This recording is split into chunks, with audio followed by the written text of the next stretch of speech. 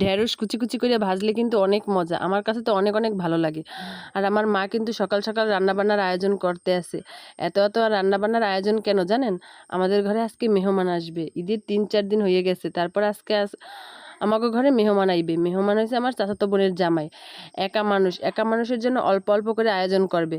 অল্প গরুর মাংস, অল্প পোলাও, অল্প ডিম, অল্প মাছ, মানে সব কিছু অল্প অল্প। কারণ আমরা কয়েকদিন ধরে গরুর মাংস খাইতে আসি। এই যে আমার মার ভাত রান্না করা হয়ে গেছে, ফ্যান গালতে আসে। আর আমরা ফ্যান গালার পরে মাছ তেলে ভাজে নিতে আসি। এরপর উপরে পেঁয়াজগুলো ছিটিয়ে দিচ্ছে তেলে ভাজার জন্য।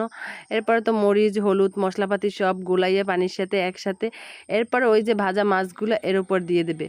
আর এরকম মাছ ভাজলে কিন্তু অনেক অনেক মজা হয়, একদিন ট্রাই করে দেখবেন। এরপর তো গরুর মাংসটাও প্রায় হয়ে গেছে, আর আমরা কিন্তু মাটির চুলায় রান্না করি।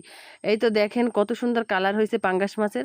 আর পাঙ্গাস মাছ যারা না খান একবার এরকম ট্রাই করে দেখবেন, অনেক অনেক মজার। পাঙ্গাস মাছটার কালার কত সুন্দর হয়েছে, দেখে তো আমার এখনই খাইতে মন চাইতেছে। এরপরে গরুর মাংসটাও রান্না করা হয়ে গেছে। রান্না করার পর টালা জিরা উপর দিয়ে একবারে ছিটিয়ে ছিটিয়ে দিয়ে দিলাম, এতে কিন্তু অনেক সুন্দর ঘ্রাণ হয়। আর আমার মা রান্না বান্না কিন্তু সবসময়ের জন্য অনেক মজা। এরপরে যে প্রথমেই দেখছেন ঢেঁড়স কুচাইতে, এই যে ঢেঁড়সগুলা বসাই দিয়েছে ভাজি করার জন্য। এক পাশে ডিম সিদ্ধ, এক পাশে ঢেঁড়স ভাজি। আমার মা কিন্তু সংক্ষেপেই রান্না বান্না করে। ঢেঁড়স ভাজির উপরেই কিন্তু পেঁয়াজ মরিচ সব উপরে দিয়ে দিয়েছে, লবণ। এরপরে একটু সময় ঢাইকে রাখছে, বেশিক্ষণ ঢাইকে রাখা যাবে না। এদিকে আমার আব্বু আবার আম গাছে উঠছে, কারণ আমগুলো সব পাইকে যাইতে আছে, পারতে হবে। আর রাত হইলে মানে বাদুরের জ্বালায় ঘুমাইতে পারি না, ওই সব আম খাইয়ে খাইয়ে আমাকে টিনের উপর ফালায়, আর ঘুমাইতে পারি না। আম পাড়তে উঠছে, এদিকে আবার আম্মু বসাই দিয়েছে পোলাও ভাত।